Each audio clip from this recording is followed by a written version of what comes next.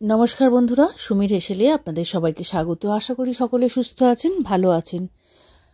आज बादे कालई सरस्वती पूजा और सरस्वती पूजाते आमादेर सकलेर बाड़ीते खिचुड़ी मास्ट। और ताई आपनादेर जोन्नो रइलो सहज चटजल्दी किभाबे भोगेर खिचुड़ी बानिये नेबेन सेई रेसिपि। रेसिपिटा भालो लागले एकटा लाइक कमेंट शेयर करते भुलबेन ना। चलुन रेसिपिटा देखे नेওয়া যাক। एखाने आमी एक बाटी सोना मुग डाल निয়েছি। डालटाके हालका करे भेजे नेब। खूब बेशी डाल भाजबो ना, कारण डाल यदि बेशी भाजा हो जाए सेक्षेत्रे डाल सेদ্ধ होते अनेक बेशी समय नेয়। ताई हालका करे डालेर जखन मिष्टि एकटा गन्ध बेरोबे तखनই एर मध्य एक बाटी जल ढेले देब। এই অবস্থাতেই ডালটাকে আমি ভিজিয়ে রেখে দেব। এদিকে সমপরিমাণ গোবিন্দভোগ চাল নিয়ে নিয়েছি। যে বাটি মেপে ডাল নিয়েছি সেই বাটি মেপেই গোবিন্দভোগ চাল নিয়ে চালটাকেও একটু ভিজিয়ে রাখবো। চাল আর ডাল ভিজিয়ে রাখলাম। ডালটার মধ্যে গরম জলই ভেজানো আছে আর চালটা নরমাল জলই। গরম জল বলতে যে জলটা দিয়ে কড়ার মধ্যেই যে জলটা ঢেলেছিলাম। এদিকে আমি এই খিচুড়ির মধ্যে দেব কিছু সবজি। তার জন্য এর মধ্যে দিয়ে দিলাম বেশ কিছুটা ফুলকপি। ফুলকপিটাকে ছোট ছোট করে কেটে নিয়ে তেলের মধ্যে দিয়ে নুন হলুদ দিয়ে হালকা করে ভেজে নেব। এখানে আমি 3 টেবিল চামচ সরষের তেল দিয়েছিলাম আর সেই তেলেই সবজিটাকে ভেজে নিয়েছি। এখানে আপনারা গাজর, বিনস ইত্যাদি সবজিও ব্যবহার করতে পারেন। আমি শুধু এখানে ফুলকপি ব্যবহার করেছি। ফুলকপিটা হালকা করে ভেজে নিয়েছি, তুলেও নিয়েছি। যে অবশিষ্ট তেলটা রয়েছে সেই তেলের মধ্যে দিয়ে দিয়েছি হাফ চামচের মতন জিরে, 2টো শুকনো লঙ্কা, 2টো তেজপাতা আর হাফ ইঞ্চির মতো আদা থেতো করে। এখানে আপনারা আদা বাটা ব্যবহার করতে পারেন, তবে আমি একটু আদাটা থেতো করে দিয়েছি। খিচুড়ির সঙ্গে যখন মুখে পড়বে খেতে ভালো লাগবে তাই। আদা এই সমস্ত মশলাগুলো যখন হালকা করে ভাজা হয়ে যাবে একটা বড় সাইজের টমেটো কেটে দিয়ে দিয়েছি। সমস্ত কিছুকে হালকা করে ভেজে নেব টমেটোটা যতক্ষণ না নরম হচ্ছে। থেতো করা 2-3টে কাঁচা লঙ্কা থেতো করে দিয়ে দিয়েছি। সব কিছু মশলাকে ভালো করে কষিয়ে নেব। এই সময় এর মধ্যে গুঁড়ো মশলাগুলোও অ্যাড করব। দেব স্বাদ মতো লবণ, হাফ চামচের মতন হলুদ গুঁড়ো আর 2 চামচ জিরে গুঁড়ো। সমস্ত কিছু দিয়ে মশলাটাকে খুব ভালোভাবে কষিয়ে নেব। মশলার কাঁচা গন্ধ চলে যাওয়া পর্যন্ত মশলাটাকে কষিয়ে নিতে হবে। খুব ভালোভাবে যখন মশলাটা কষানো হয়ে যাবে, বেশ টমেটোটা গলে একদম নরম হয়ে যাবে, এর মধ্যে এবারে যে চাল আর ডাল ভিজিয়ে রেখেছিলাম সেটাগুলো দিয়ে দেবো। তার আগে এর মধ্যে দিয়ে দিলাম 1 কাপের মতন নারকেল কোড়া। নারকেল কোড়াটা অপশনাল, আপনারা যদি চান তবে দেবেন। যারা নারকেল খান না তারা বাদ দিতে পারেন। দিয়ে নারকেল দিয়ে ভালো করে মশলাটাকে কষিয়ে নেব। নারকেলটাও বেশ ভাজা ভাজা যখন হয়ে যাবে এর মধ্যে দিয়ে দেবো ভিজিয়ে রাখা ডালটা। ডালটা এই সময় ধুয়ে নিয়েছি, নিয়ে জল ঝারিয়ে নিয়ে ডালটাকে মশলার মধ্যে দিয়ে খুব ভালোভাবে ডালটাকেও এর সঙ্গে কষিয়ে বা ভেজে নেব।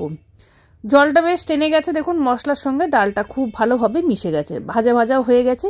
এই অবস্থায় জলে ভেজানো চালটাও এর মধ্যে দিয়ে দেবো, তবে জলটাকে ঝারিয়ে নিয়ে সব কিছুকে দিয়ে খুব ভালোভাবে কষিয়ে নেব। চালটাও বেশ একটু ভাজা ভাজা হবে। চাল আর ডাল মশলার সঙ্গে খুব ভালোভাবে কষানো হয়ে গেলে এর মধ্যে এবার জল দেওয়ার পালা। এখানে আমি 1 কাপ ডাল আর 1 কাপ চাল নিয়েছি, তার 4 গুণ 8 কাপ জল আমি এখানে দিয়ে দেব। 8 কাপ জল দেওয়ার পরে একটু হালকা করে নাড়িয়ে দিয়ে এর মধ্যে দিয়ে দেবো 2 মুঠোর মতন কড়াইশুঁটি। আবারও বলছি, আপনারা যে সবজি চান এর মধ্যে দিতে পারেন, ছোট আলুও দিতে পারেন, খেতে খুব টেস্টি হয়।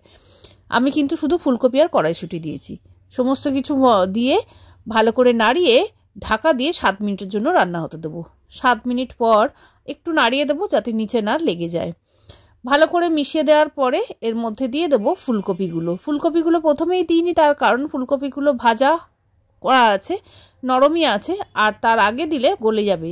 সেই জন্য এই অবস্থায় আসার পরে ফুলকপিগুলো মিশিয়ে দিয়ে আবারও একটু নাড়ি দিয়ে 5-7 মিনিটের জন্য সেদ্ধ হতে দেবো। এই সময় দিয়ে দেবো কাজু আর কিশমিশ।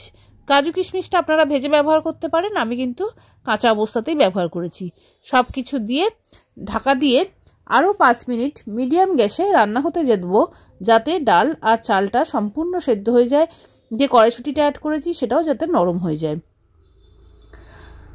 ঢাকা দিয়ে 5 মিনিট রেখে দিলাম। 5 মিনিট পর বেরিয়ে এসেছি, দেখুন পুরো চাল আর ডাল সম্পূর্ণ সেদ্ধ হয়ে গেছে। খিচুড়ি কিন্তু মোটামুটি আমার রেডি হয়ে গেছে। জলটাও অনেকটা শুকিয়ে এসছে, অনেক বেশি গাঢ় হয়ে গেছে। এর থেকে বেশি কিন্তু জলটা আমি টানাবো না, তাহলে কিন্তু খিচুড়ি খুব বেশি শুকনো হয়ে যাবে, কারণ খিচুড়ি ঠান্ডা হলে আরও জমে যাবে।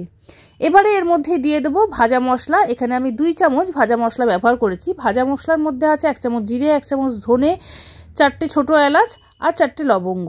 সমস্ত কিছু দিয়ে ভালো করে ড্রাই রোস্ট করে গুঁড়ো করে নিয়েছিলাম। দিয়ে দিলাম 2 চামচের মতন চিনি। আপনারা চিনিটা যদি না খেতে চান বাদ দিতে পারেন। দিলাম 2 টেবিল চামচ ঘি। সমস্ত কিছু দিয়ে ভালো করে মিশিয়ে নিতে হবে। চিনি দিলে খিচুড়ি তো একটু মিষ্টি মিষ্টি স্বাদ হলে খেতে ভালো লাগে, তাই জন্য চিনি অ্যাড করা। আপনারা চাইলে কিন্তু বাদ দিতে পারেন। সব কিছু দিয়ে ভালো করে মিশিয়ে নিয়ে 2 মিনিট স্ট্যান্ডিং টাইমে রাখলেই খিচুড়ি কিন্তু রেডি।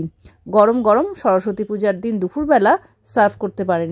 এছাড়া ঠাকুরের ভোগেও আপনারা দিতে পারেন। সম্পূর্ণ নিরামিষ এই খিচুড়ি।